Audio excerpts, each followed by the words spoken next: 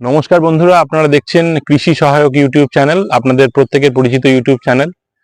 আমি জানি যে আমাদের পশ্চিমবঙ্গ এবং বাংলাদেশ থেকে অনেক কৃষক বন্ধু আমার সাথে যোগাযোগ করেছেন আখ চাষ সম্পর্কে। তো আজকে বিষয় হচ্ছে আখ চাষের মাজরা পোকার দমন নিয়ন্ত্রণ পদ্ধতি সম্পর্কে আলোচনা করব।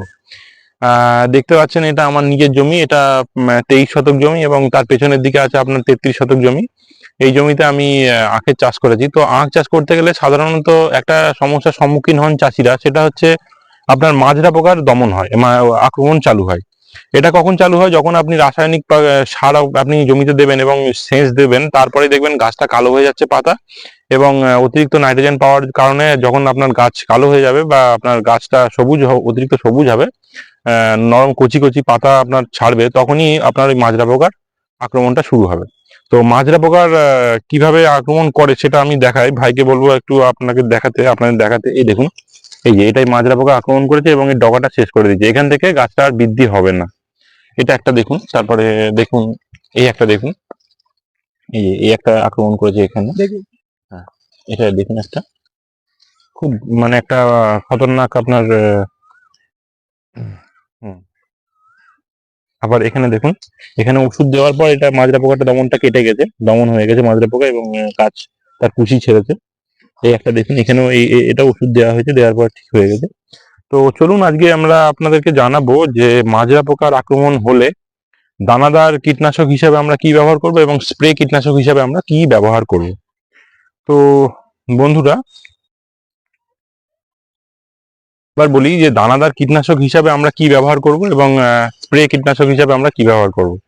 তো দানাদার কীটনাশক হিসাবে আমরা ব্যবহার করতে পারি এফএমসি কোম্পানির ফাটেরা, যেটাতে আছে ক্লোরো এন্টানিলিপল। এই ক্লোরো এন্টানিলিপল কোম্পানির গ্রুপের ওষুধ আপনারা এফএমসি ফাটেরা ব্যবহার করবেন। আর দ্বিতীয় একটা ওষুধ ব্যবহার করতে পারেন, সেটা হচ্ছে উইলুডস কোম্পানির এক্সোটিকার মধ্যে আছে আপনার কার্টাফ হাইড্রোক্লোরাইড 4% WW ফর্মে এবং ফিপ্রোনিল আছে আপনার 0.50% WW ফর্মে। তো এটা আমরা রাসায়নিক সারের সাথে বা এমনি আমরা গোড়ায় গোড়ায় দিয়ে জলে সেচ দিলে আক্রমণটা আপনার থেমে যাবে, আক্রমণ করবে না।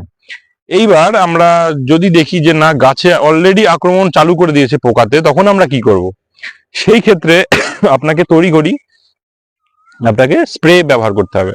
এই স্প্রে ব্যবহার করতে গিয়ে আপনারা ল্যামডা সাইলোথ্রিন গ্রুপের আপনারা ওষুধ ব্যবহার করতে পারেন, এমামেকটিন বেনজয়েট 1.9% হিসাবে আপনারা ব্যবহার করতে পারেন, ক্লোরোফ্লারিফস সাইফারমেথ্রিন গ্রুপের ওষুধ ব্যবহার করতে পারেন।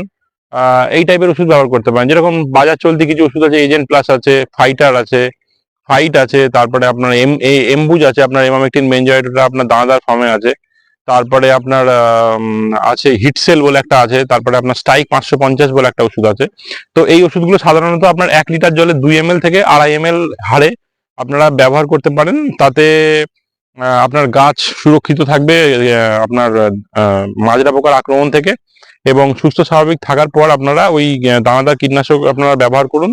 ব্যবহার করলে কি হবে, তাতে আপনার গাছ খুব সুন্দর এবং সুস্থ স্বাভাবিক থাকবে, এবং মাজরা পোকার আক্রমণ থেকে আপনার গাছ সুস্থ স্বাভাবিক থাকবে।